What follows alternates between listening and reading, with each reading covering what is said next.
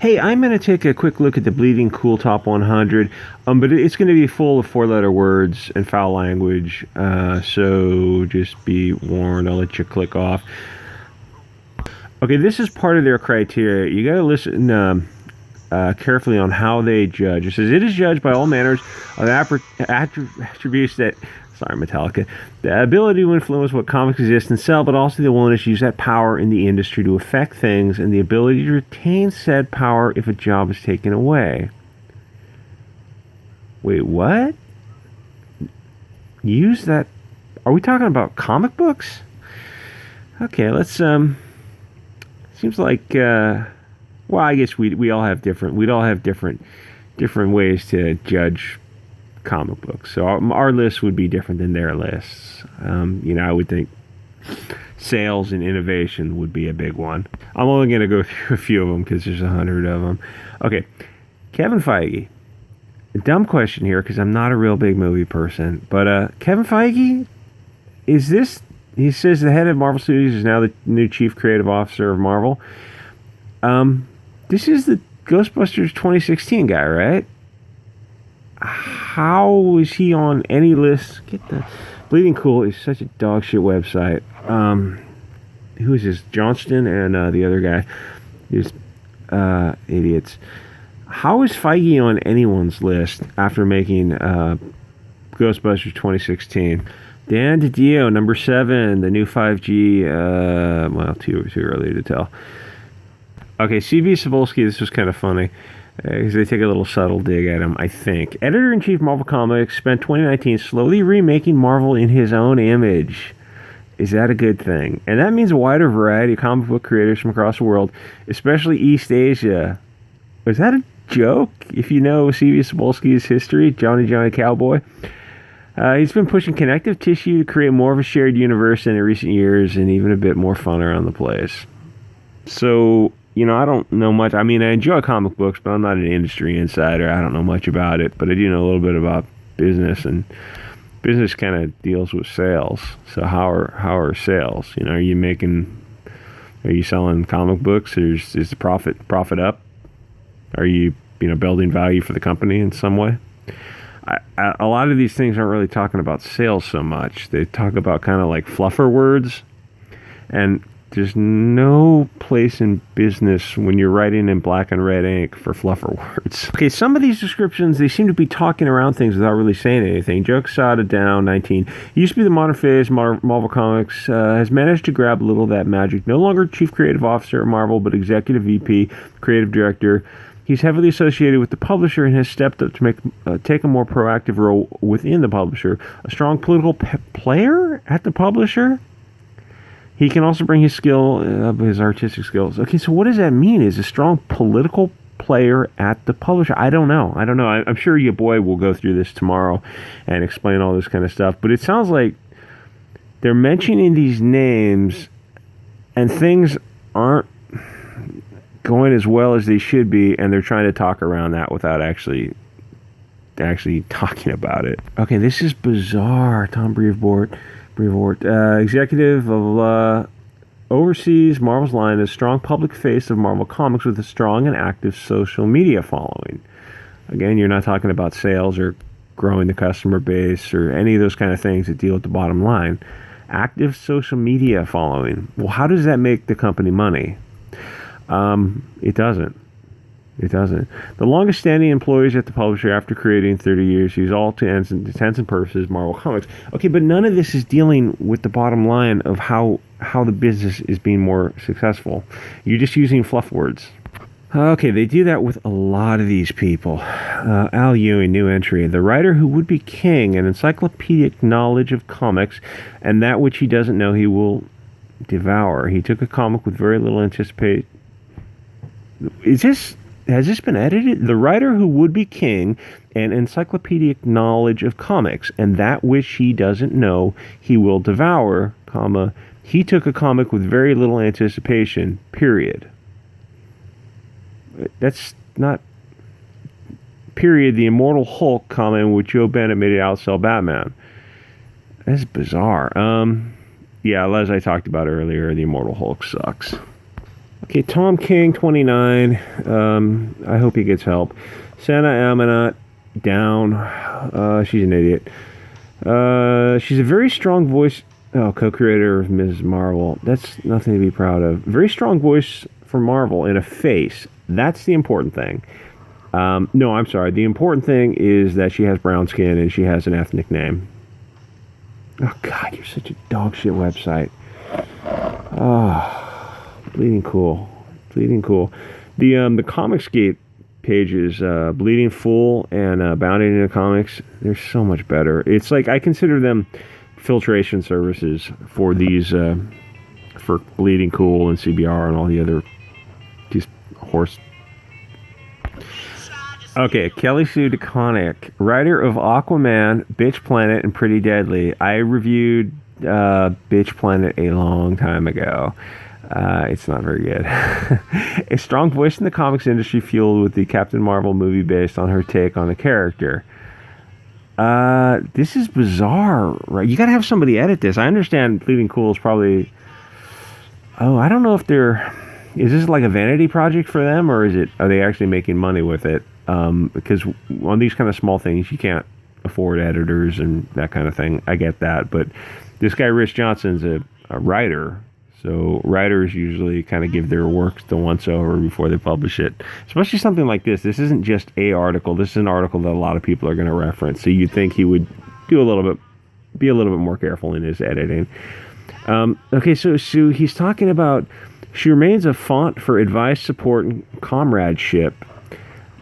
But you're not talking about the business. You're just talking about bizarro stuff that... Oh, God damn, these cocksuckers. Okay, I cannot spend much more time on this because this website is just... I can't get rid of these ads and it keeps crashing on me. Gail Simone, leading comic book writer, advisor, blah, blah, blah. Women in refrigerators.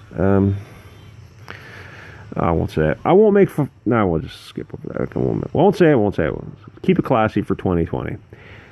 She continues to impact all over the place. Simone has also become showrunner, blah, blah, blah, launched 7 Days Twice to critical acclaim. Okay, when they say things like they got critical acclaim, that means they got critical acclaim, but they didn't get sales. And this is a business where sales are matter. Sales are all that counts. The Comicsgate projects, they're never going to get critical acclaim. They're going to win 0 awards. But you know what Comicsgate gets? Sales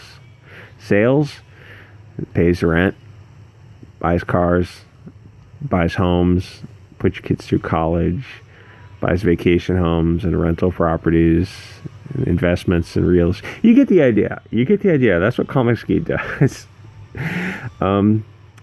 Social media followings. Okay, the biggest guy in Comicsgate is probably EVS. I don't know how big his Twitter is. Probably a few tens of thousands. Probably not as much as these people. But you know what he does have? He has a home. It's probably paid for. It's probably mostly paid for by now. These other people don't. And I'm not trying to dunk on them just to be a douchebag, because I think they should be concerned more with sales. And you know how you get sales? You make a good product. Just give people what they want. Stop with this propaganda. I know you guys are all left-wing, you're all Obama, and you hate Trump. I get that. But, you know, you can... Like, most people go to work, and they don't talk politics. They just...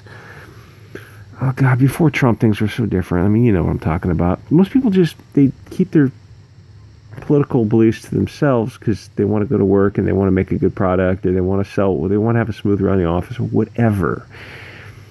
But these people who work in comics, they're the weirdest people on earth because they have this social media platform and they're encouraged. They're all left-leaning, and they're all totally encouraged to just have this public Trump derangement syndrome. And if you stopped it, you'd get some sales, and the sales are what matter. Okay, with a massive social media following and an uncompromising attitude, Simone always brings a lot to the party. What the fuck does that have to do with sales or not sales or growing the audience? I don't give a shit about your social media. I don't give a shit about your attitude. Are you making the company money? Or say it's a nonprofit. Are you carrying out the goals of the company? And this is a publicly traded company. Marvel's, I assume, publicly traded on the New York Stock Exchange or NASDAQ. They're not a not-for-profit company. The goals of the company are to increase shareholder value, either through the dividends or growing the company, one or the other. And I get a feeling that Marvel's probably not doing either one. So your attitude and being uncompromising and being a fierce intellectual and a voice of feminism or whatever kind of just horseshit wiggle words you use, well, the stock price isn't growing and the dividends aren't growing because you're not selling product. Ta-Nehisi Coates is a racist cocksucker and asshole. No nice way to put it. I told you I was going to swear on this. He's a racist who made... I went through his Twitter timeline a long time ago and I made a video about it. He was making fun of, I think, South African... white people in South Africa, is the Germans or the Boers or whatever the hell, the Dutch, being slaughtered by the black South Africans. He was laughing at them. Yes. Go